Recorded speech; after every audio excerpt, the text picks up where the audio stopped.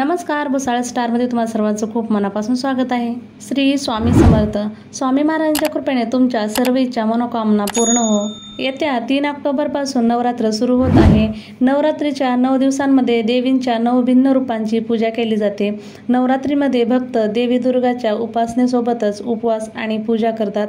तसं बघायला गेलं तर तुम्ही देखील प्रामाणिक आणि अंतःकरणाने जो काही प्रसाद अर्पण करतो ते देवी स्वीकारत असते। परंतु नवरात्रीच्या 9 दिवसांमध्ये ज्याप्रमाणे दुर्गा देवीच्या 9 रूपांची वेगवेगळ्या प्रकारची पूजा केली जाते, त्याचप्रमाणे नवरात्रात प्रत्येक दिवशी देवीला वेगवेगळा नैवेद्य देखील दाखवतात।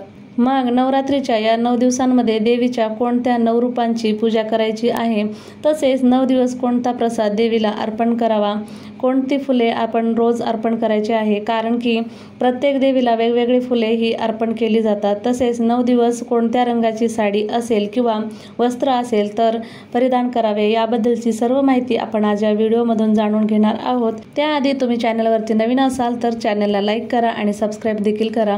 कमेंटमध्ये श्री स्वामी समर्थ किंवा ओम महालक्ष्मी नमः लिहायला विसरू नका। आता नवरात्रीचा पहिला दिवस आहे 3 ऑक्टोबरला। या दिवशी घटस्थापना आहे। या दिवशी आपण पिवळ्या रंगाचे वस्त्र परिधान करायचे आहे।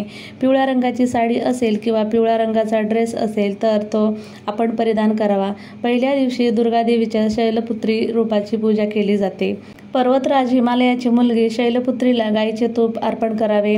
असे केल्याने सर्व रोग आणि देवीकडून निरोगी आयुष्याचे आशीर्वाद प्राप्त होतात, ज्यामुळे शरीर निरोगी राहते। ज्योतिषशास्त्रात तूप सूर्य आणि गुरुशी संबंधित आहे। तूप अर्पण केल्याने या ग्रहांची प्रतिकूलताही कमी होते असे म्हणतात। आता पहिल्या दिवशी पहिली माळ आपल्याला शेवंती आणि सोनचाफासारख्या पिवळ्या फुलांची माळ ही देवीला अर्पण करायची आहे।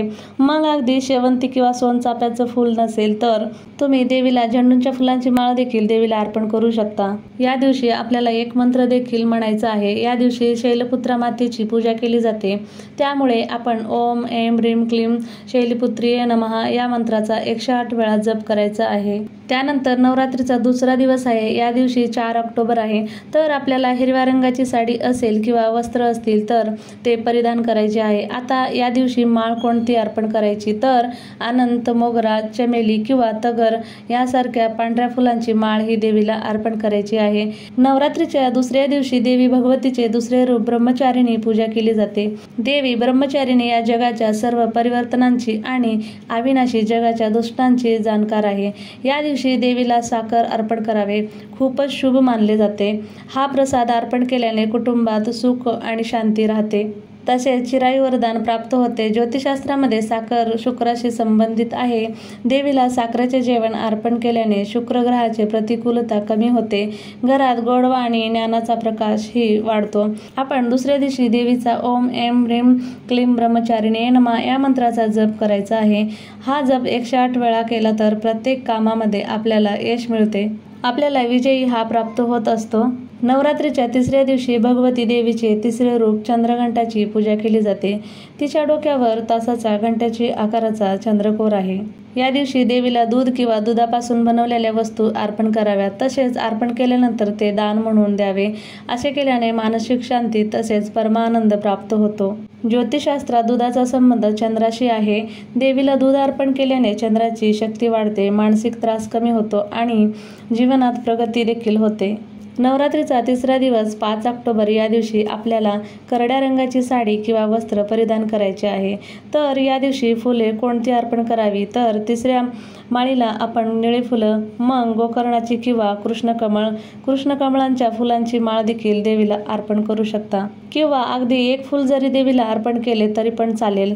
या दिवशी आपण ओम ऐं ह्रीं क्लीं चंद्रघंटाय नमः या मंत्राचा जास्तीत जास्त वेळा जप करायचा आहे। किंवा नंतर नवरात्रीच्या चौथ्या दिवशी दुर्गा देवीचे चौथे रूप असलेल्या कुसमुंडा देवीची पूजा केली जाते। या दिवशी देवीला मालपोहाचा नैवेद्य अर्पण करावा। तसेच हा भोग मंदिराला किंवा घरी तसेच गरजू लोकांना दान करावा।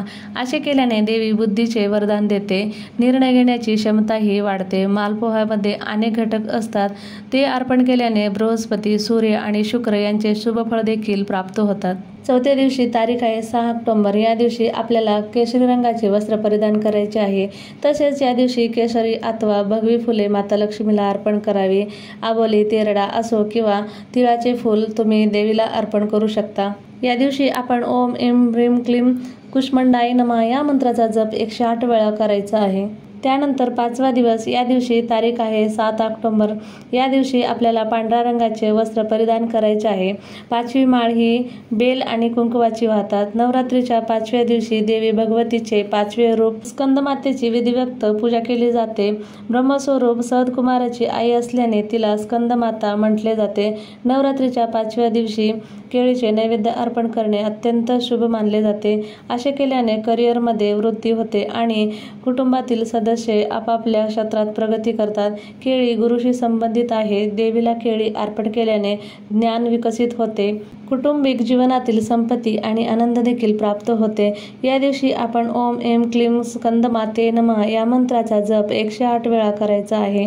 त्यानंतर 6व्या दिवशी तारीख आहे 8 ऑक्टोबर। या दिवशी आपल्याला लाल रंगाचे वस्त्र परिधान करायचे आहे। 6व्या दिवशी करंदळीच्या फुलांची माळ आपल्याला देवीला अर्पण करायची आहे। नवरात्रीच्या 6व्या दिवशी देवी भगवतीच्या कात्यायनी देवीची 6वे रूप म्हणून पूजा केली जाते। मग अशी कात्यायनी यांच्याकडे कन्या म्हणून जन्म घेतल्यामुळे तिचे नाव कात्यायनी असे ठेवले होते। 6व्या दिवशी दुर्गा मातेला मध अर्पण करणे खूप फलदायी ठरेल। असे केल्याने सौंदर्य प्राप्त होते आणि माता भगवतीही प्रसन्न होतात। या अर्पणाने सूर्याची शक्ती वाढते, अविवाहित मुलींच्या लग्नातील अडथळे दूर होतात। यामुळे देवी भक्तांना तेज देते। या दिवशी आपण ओम ऐं ह्रीं क्लीं कात्यायनीये नमः या मंत्राचा जप 108 वेळा करायचा आहे। नवरात्रीच्या 7व्या दिवशी दुर्गा देवीचे 7वे रूप असलेल्या कालरात्रीची पूजा केली जाते। देवी कालरात्री अर्धनारेश्वर शिवाच्या तांडव अवस्थेत दिसतात। या दिवशी देवीला गोड नैवेद्य अर्पण करावा आणि प्रसाद स्वरूपात प्रत्येकाला वाटून द्यावे। असे केल्याने शत्रूंपासून स्वातंत्र्य मिळते आणि संकटात असलेल्यांचे रक्षणही होते। या दिवशी तारीख आहे 9 ऑक्टोबर। या दिवशी आपल्याला निळ्या रंगाची साडी असेल किंवा वस्त्र असतील तर ते परिधान करायचे आहे। या दिवशी आपण देवीला झेंडू किंवा नारंगीची फुले अर्पण करावी। ओम ऐं ह्रीं क्लीं कात्यायनीये नमः या मंत्राचा जप 108 वेळा करायचा आहे। त्यानंतर 8वा दिवस आहे 10 ऑक्टोबर। या दिवशी आपल्याला गुलाबी रंगाचे वस्त्र परिधान करायचे आहे।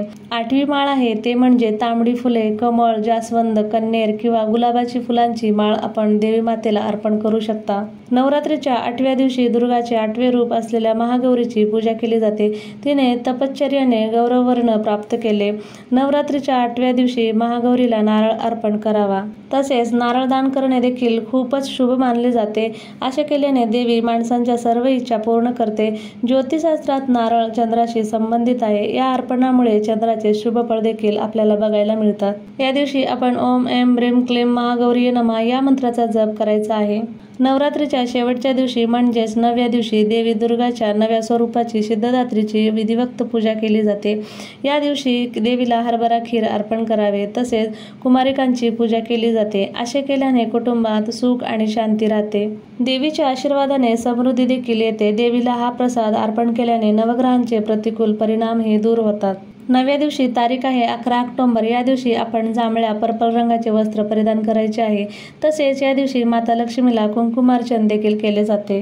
आता आपण जी काही सेवा करत असतो, अगदी तुम्ही थोडी सेवा केली तरी पण चालेल, फक्त जी काही सेवा आहे ती मनापासून आणि श्रद्धेने करा। माता लक्ष्मी तुम्हाला कधीच कसलीच कमतरता भासू देणार नाही। तर फ्रेंड्स, माझा आजचा व्हिडिओ कसा वाटला तुम्हाला? जर माझा आजचा व्हिडिओ आवडला असेल तर माझ्या व्हिडिओला लाईक, शेअर आणि सबस्क्राईब नक्की करा आणि भेटूया असंच एका नवीन इंटरेस्टिंग व्हिडिओमध्ये। तोपर्यंत बाय बाय, थँक्यू।